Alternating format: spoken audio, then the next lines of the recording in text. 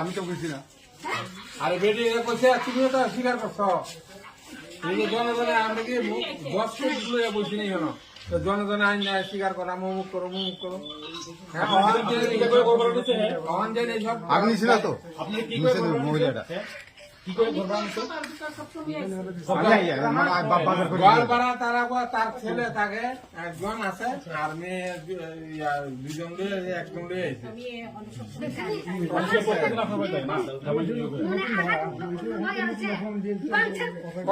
এইসব আমার মতো সময় এইসব মানুষের বাড়িতে আয়েন না এরকম যদি কইরা আয়েন বাজার করে দিয়ে যায় আর কি।